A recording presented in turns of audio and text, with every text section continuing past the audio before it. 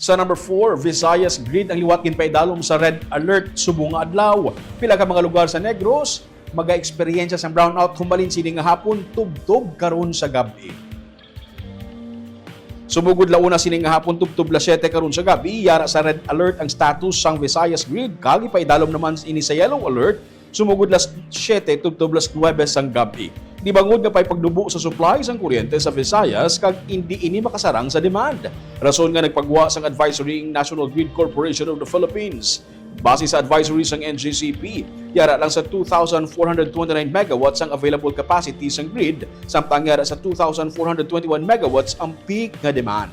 Gani may mga power outages sa nagkaninain nga mga areas sa bilog nga Negros, tubtob 8 sini nga gabi, bangod sa manual load dropping nga patigayunon sang NGCP. May 8 ka mga planta ang nag-forced outage sa sini nga bulan kag may 8 naman sa Mayo. Sa karon, may 12 ka mga planta nga nag-ooperate apang mas madubo na ang kapasidad sini. Nagapahanumdum ang NGCP sa mga konsumidor nga magkinot sa paggamit sang kuryente.